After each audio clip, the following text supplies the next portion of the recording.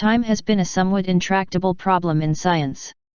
There is no agreement even on the nature of time itself, although experiments have been made to travel to different time periods. The discovery of a time anomaly in the Antarctic, reported in Pravda yesterday, dates back 8 years.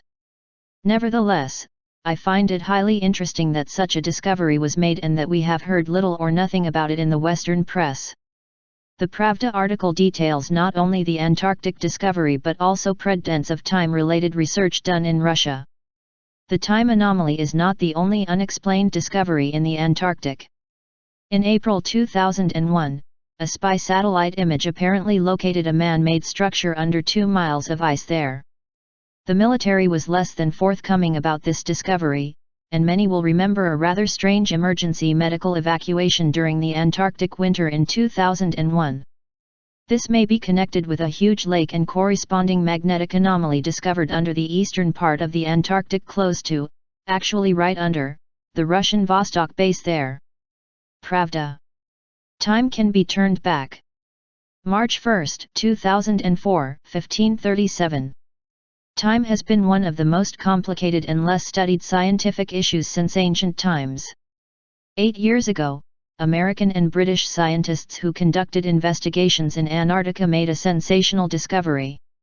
U.S. physicist Mary Ann McLean told the researchers noticed some spinning gray fog in the sky over the pole on January 27, which they believed to be just ordinary sandstorm. However, the gray fog did not change the form and did not move in the course of time.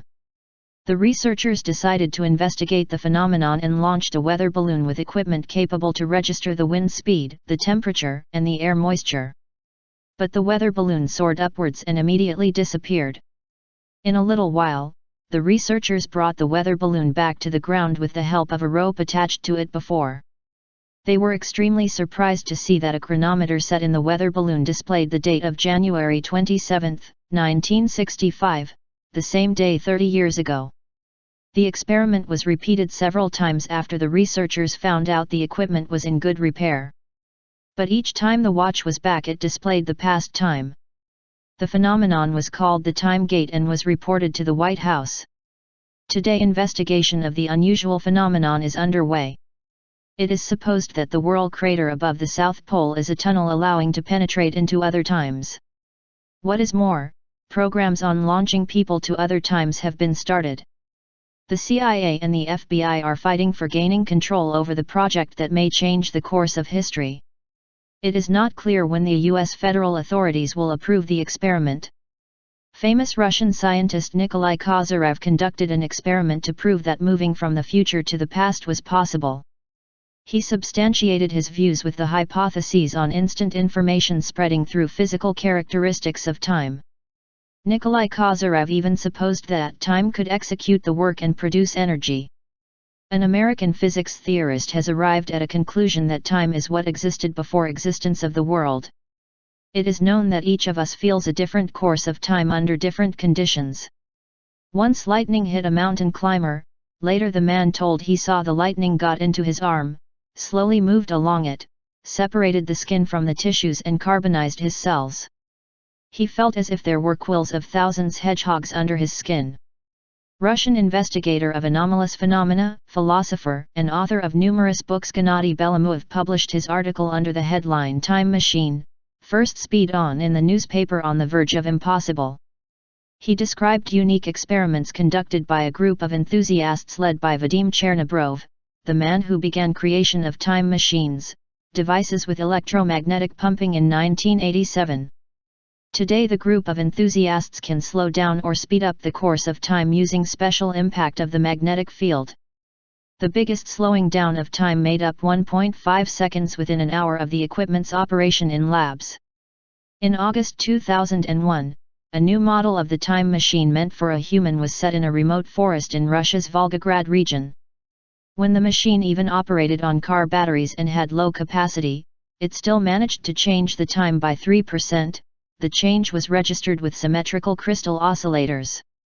At first, the researchers spent 5, 10, and 20 minutes in the operating machine, the longest stay lasted for half an hour. Vadim Chernobrov said that the people felt as if they moved to a different world, they felt life here and there at the same time as if some space was unfolding.